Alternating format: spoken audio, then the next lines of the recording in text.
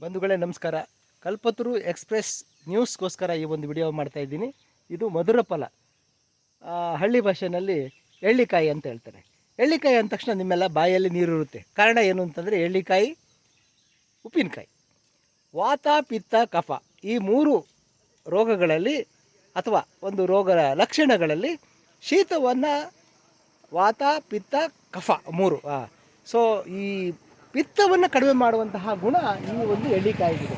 ಈ ಎಳ್ಳಿಕಾಯಿ ತರೀಕೆರೆಯಲ್ಲಿ ನೆಲ್ಲಿಕೆರೆ ಅಂಚೆ ನೊಣವಿನಕೆರೆ ಹೋಬಳಿ ತಿಪ್ಟೂರು ತಾಲೂಕು ಇಲ್ಲಿ ಬಿಟ್ಟಿರುವಂಥದ್ದು.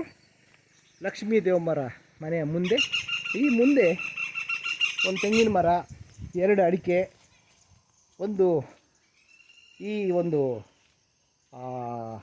ಎಳ್ಳಿ ಗಿಡ ಮತ್ತು ಎಲೆಯ ಅಂಬು ಕೂಡ ಇದೆ ನೋಡಿ. ವೀಳ್ಯದೆಲೆಯ ಅಂಬಿದೆ ಮತ್ತು ಅದರ ಜೊತೆಗೆ ದಾಸವಾಳದ ಹೂವು ಇದೆಲ್ಲ ಬಿಟ್ಟಿದ್ದಾರೆ. ಇಲ್ಲೇ ನೋಡಿ ಸಮೃದ್ಧವಾದ ಅಡಿಕೆ ಕೂಡ ಇದೇ ಜಾಗದಲ್ಲಿ ಒಂದೇ ಜಾಗದಲ್ಲಿ ಇದೆ ನೋಡಿ. ಇಷ್ಟು ಚೆನ್ನಾಗಿ ಅಡಿಕೆ ಗೊನೆ ಬಿಟ್ಟಿದೆ. ಸುತ್ತ ಬಹುಶಃ ಒಂದು 45 kg ಎಷ್ಟು ಅಡಿಕೆ ಒಂದೇ ಮರದಲ್ಲಿ ಬರುವಂಥ ಒಂದು ಇದು 3 ಗಿಡ ಒಂದೇ ಕಡೆ ಇದೆ.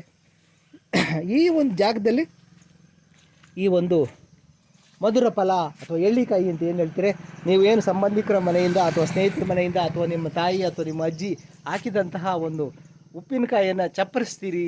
ಅದ್ಭುತವಾದ ಉಪ್ಪಿನಕಾಯಿ ಅಂದರೆ ಇದಕ್ಕೆ ಸಂವಾದಿಯಾಗಿ ಬೇರೆ ಯಾವುದೂ ಇಲ್ಲ.